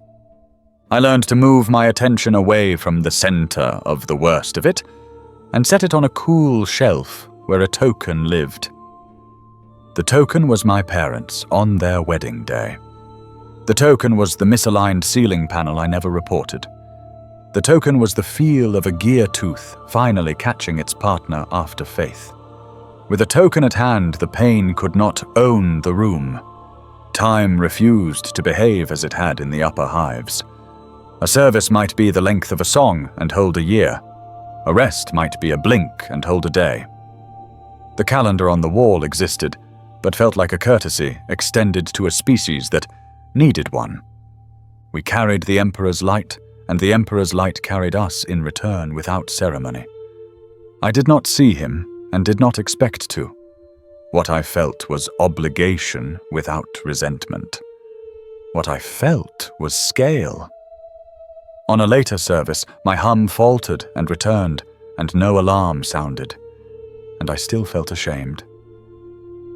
Mira's hand found mine for one heartbeat, while the adepts adjusted a dial, and shame receded like a badly tuned note corrected by the choir. Jiren's lips moved, and I recognized a swear taught by mechanics who mean no blasphemy by it. Helena mouthed an old lullaby, and the hall borrowed its shape. Marcus exhaled, and the exhale made the straps on his wrists creak, and the sound told me he would hold. Senna pressed her tongue against a tooth until her mind returned to gardens, and the weeds their learned manners. Dmitri nodded to himself in the manner of a man who has reconciled 2 schematics with a stub of pencil and a long day. I began to talk to the throne when no one watched. I thanked it for not failing when I was weak. I apologized when I bled on a seam it could not have polished smoother. I promised to be brave and then downgraded the promise to be useful. I told it about the grinder line and the way wheels pretend to be immortal until lunch. I told it about the girl who sang. I told it about my father's hands and my mother's cracked cup and a small, stray animal that followed me once for 4 blocks and then left me for someone kinder. Machines understand stories told in the grammar of ritual. By the 10th service, my hands no longer trembled when the diadem settled. My breath found the bell without hunting. The bead found the hum without negotiation. The wards under my skin ached only when weather changed, in the kind of space where weather is a metaphor that forgot it was a metaphor. I began to sense the edges of the lattice before the choir named them. A narrowness to the left that wanted widening. A torque in the rightward line that wanted a touch of slack. A hole dead ahead that wanted ignoring because attention is food. I learned that ignoring can be a weapon sharper than focus. I learned that mercy can be an angle. We were granted a brief walk between cycles along a balcony that looked down upon nothing anyone would call a view. The balcony faced a wall of inscriptions cut so deep the letters were caverns. Candles burned in ranks on iron lattices. Above them, dark, hung with intention. I ran a finger along a groove carved by other fingers asking for courage. The stone was polished and warm. I left no mark and felt marked. Back in the hall, a bell different from our bell tolled from a distance that made me think of mountains. An adept informed us without drama that a corridor of unusual turbulence awaited our attention. He did not call it a danger. He called it an opportunity to serve at a heightened pitch. The word opportunity felt like a glove turned inside out to show the clean lining. We returned to the thrones with a politeness that had learned to pass for eagerness. The straps found us, and we found the straps. The sister arranged her quiet in a wider circle, and the astropath took a breath that traveled a long road to arrive at her mouth. The bell began. The diadem sang. The bead steadied. The hall leaned into its work with the joyless joy of mastery. The first wave surged, and my spine became a staff. The second wave hammered, and my ribs became a drum. The third wave lifted, and my skull became a lantern. The net braided under stress, and the braids held, and I felt a dozen ships correct at once in a dance taught by necessity. One ship carried refugees packed like prayers in a pocket. One ship carried ore dense as guilt. One ship carried soldiers tuition paid by promises neither they nor their recruiters understood. One ship carried pilgrims and a relic and a rumor and a debt. We held all of them as if our hands were wider than they are. We held them because the alternative is a lesson not worth teaching. The pain sharpened to a clean white wire and thrummed and then softened in a manner that did not ask permission. I did the work I had been chosen to do. I did the work until the bell allowed me to stop.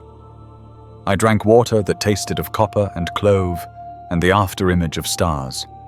I leaned my head against the backplate and heard it hum like old wood that remembers wind. I felt the bead behind my heart purr to itself like a small machine pleased with its own bearings. I watched Mira's lips form silent math, and Jiren's jaw try to look older, and Helena's shoulders settle into a rest that did not surrender.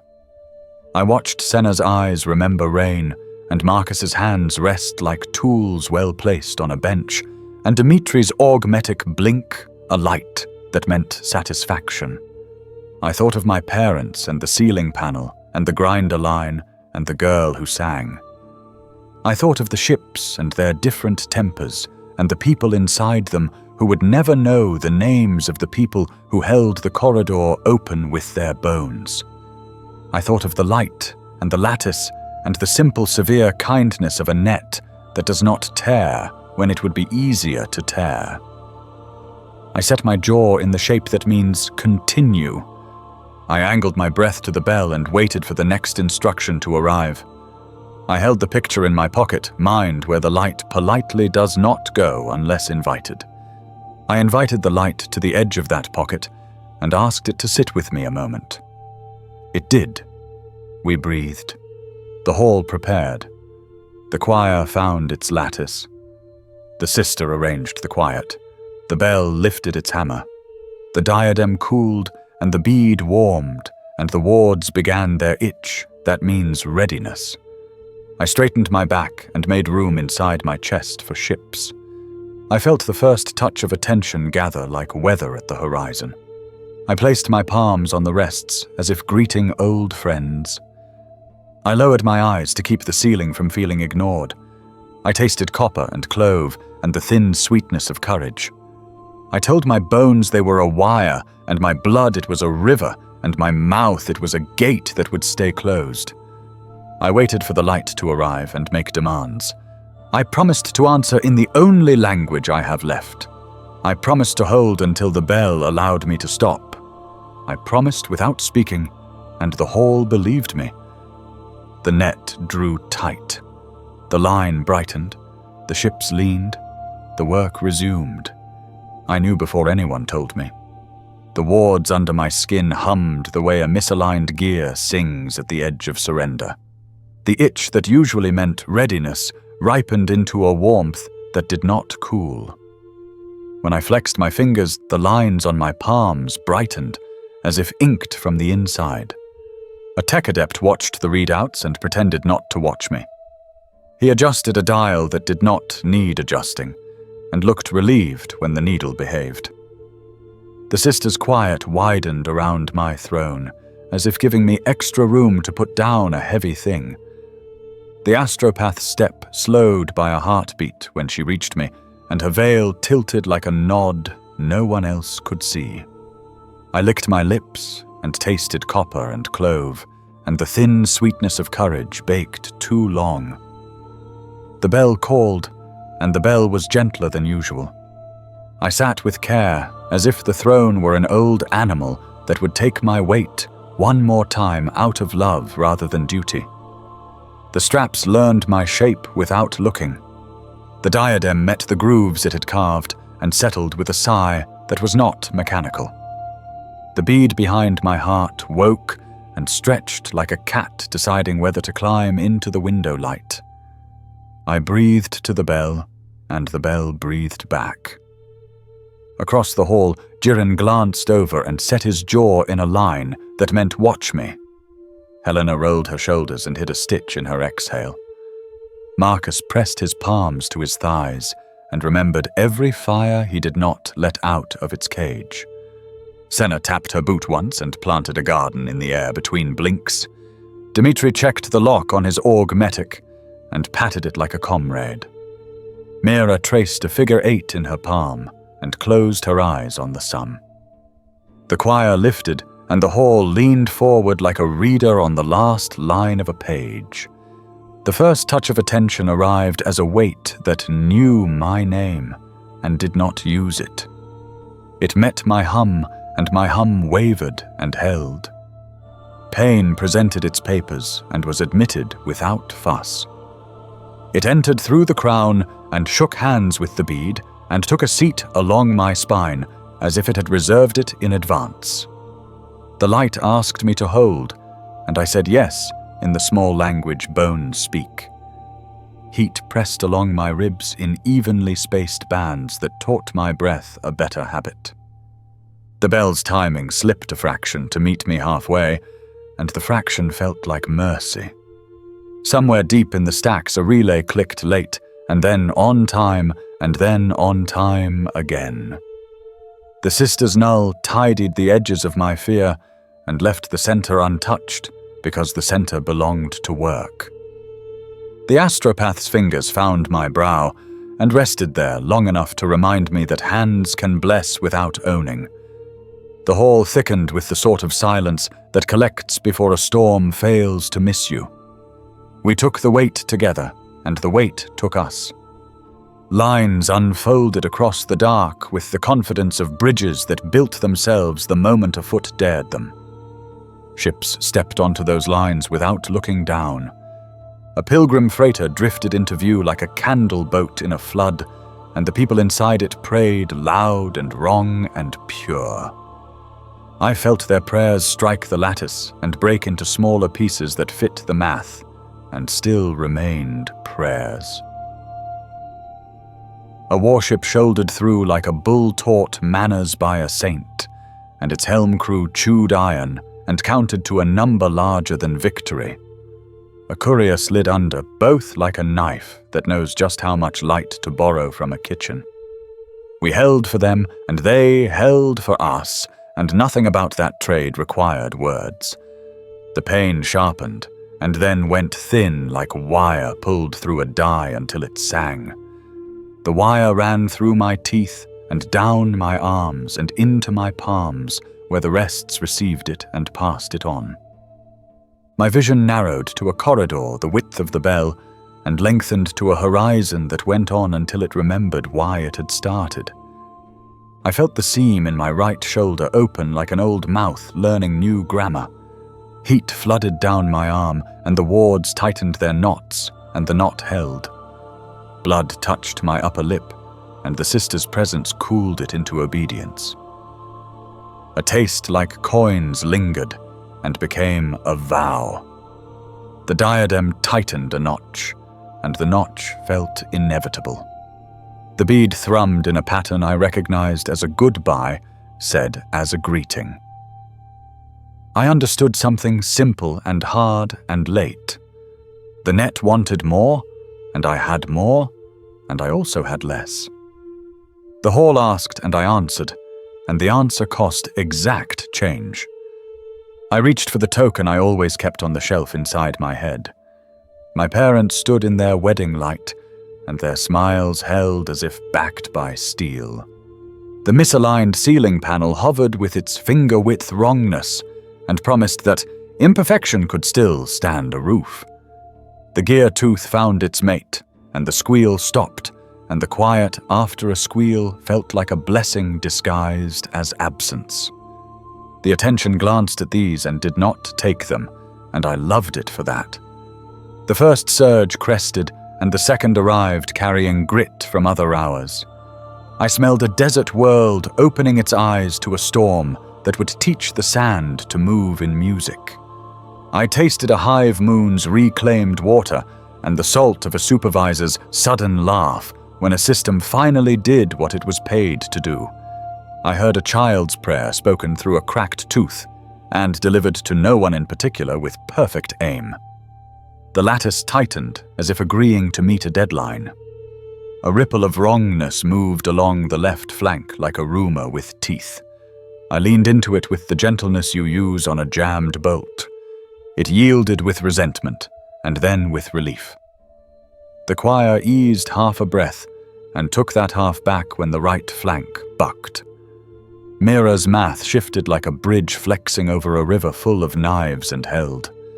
Dimitri's shoulder locked the exact way hinges dream of locking. Senna's garden drank a drop and offered shade to a thought that was burning. Marcus kept count where count mattered more than words. Helena threaded a tune between spikes of pressure, and the tune did not break. Jiren gripped the rests as if gripping the edge of a world that would let him stay if he asked without shouting. The custodian's shadow passed the rim of my sight, and the room remembered how to be precise.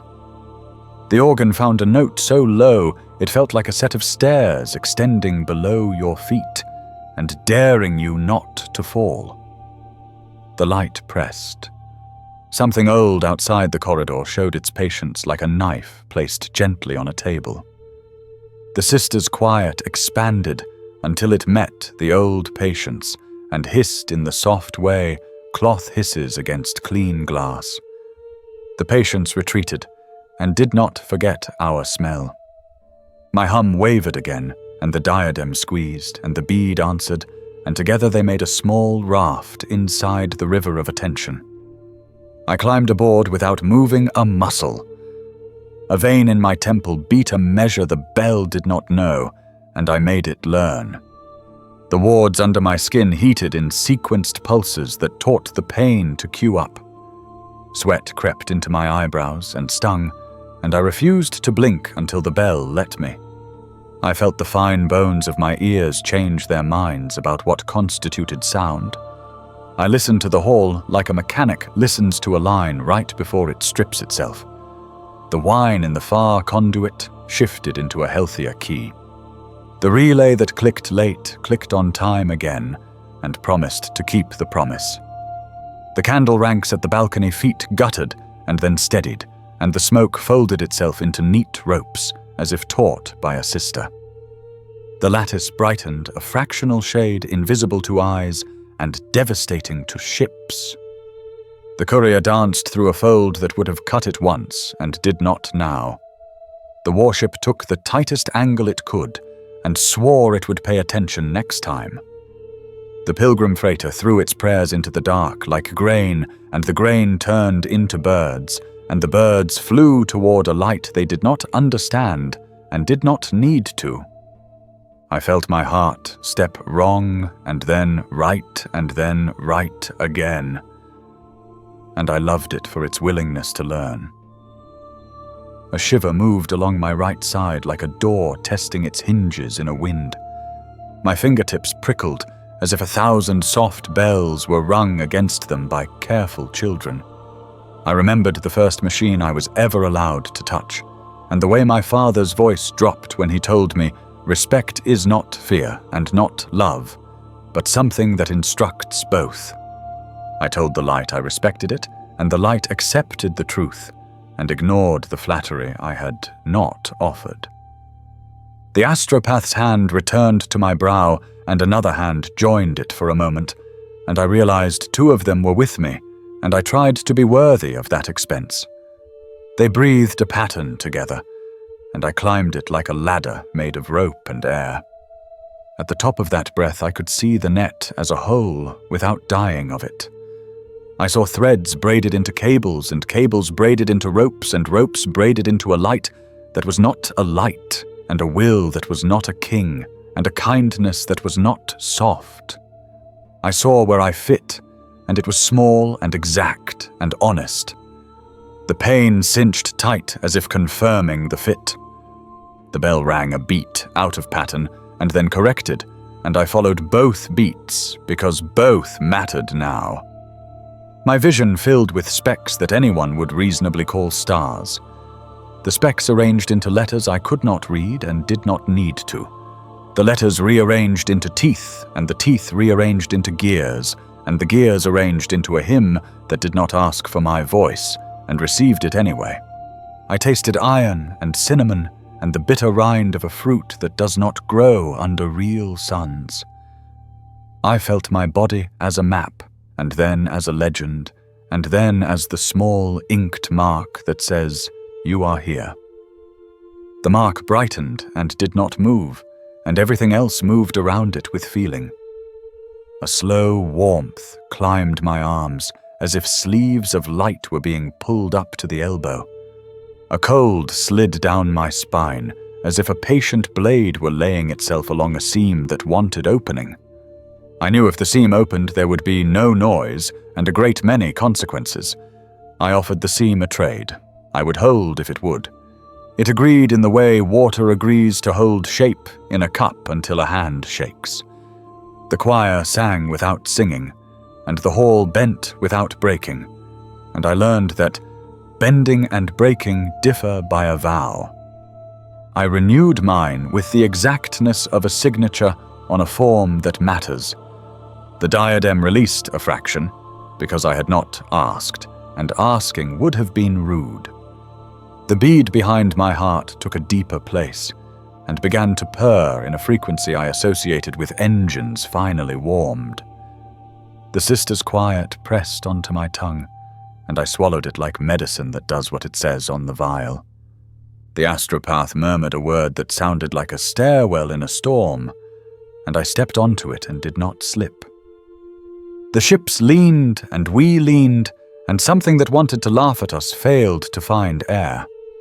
I felt my edges soften and extend as if the room had redrawn me with a larger compass. My hands remained where they were, and also further along the line than hands should reach.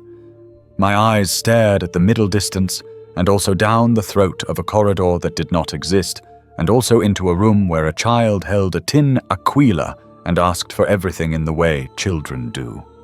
I told the child we would do what we could, and I meant it with professional respect.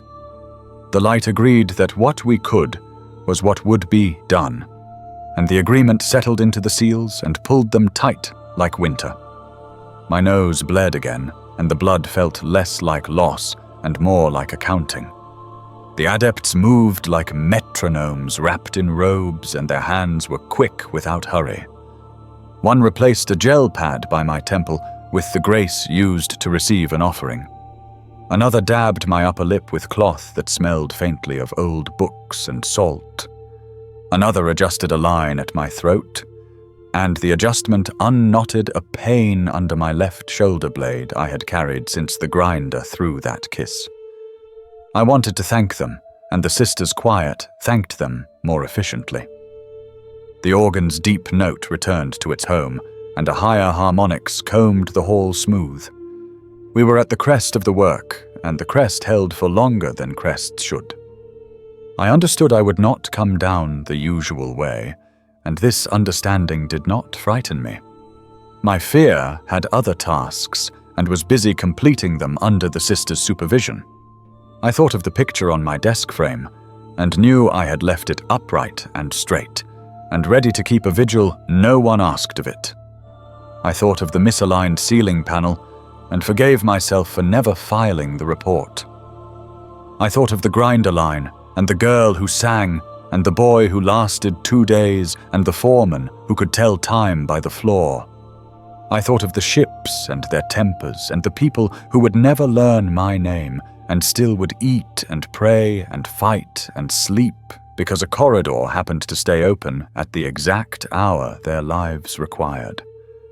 The light gathered itself for another pass, and showed me a door I had seen before in the room behind my eyes. It was hinged on a memory that tasted of mint and ash and laughter I had not used enough. It opened without touching, and behind it lay not darkness, but distance stacked very neatly. The distance had rails and rules, and a job for anyone who could be steady. I felt the room consider me with the fondness a factory reserves for a worker who comes in early when asked.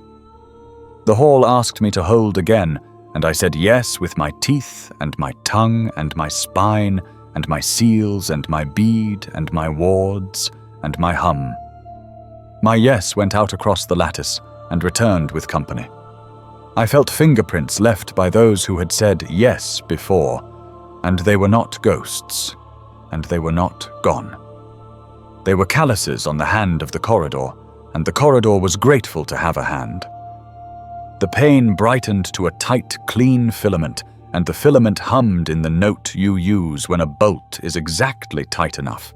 The bell became the sky inside my chest, and every breath drew a new dome. The diadem cooled, and the bead warmed, and the seals held, and the straps did not relent, because kindness is exact. The sister's quiet rested a fraction heavier on my shoulders, and I found that weight friendly. The astropath's palm made a circle in the air above my face, as if finishing a glyph that had been waiting for its last stroke. The choir lengthened its lattice by an inch that contained the breadth of a system. The ships rode that inch as if it were a road built overnight by hands no one saw. I did not say goodbye to anyone because I was not going anywhere that required leaving. I arranged my breath so that the next one could be easily borrowed by someone else if they needed it. I arranged my thoughts so that the small token could be found by the light if it wanted company. I arranged my hands so the rests would remember where to find them. I arranged my name behind my teeth in case an adept needed to ask me to confirm it. I arranged my fear in the sisters' quiet and left it there with a note that said, "Do not disturb until after the bell." The hall asked one more time, and I answered one more time, and the answer felt like a door swinging on a hinge that had been oiled for this moment since before I was born. The hinge did not squeal. The door did not slam. The corridor widened by the width of my consent. The light went on. The work continued. The bell kept time. The ships leaned. My hum held. The bead purred. The diadem sang. The quiet pressed. The lattice shone. The pain became part of the song and stayed there like a note that knows its place.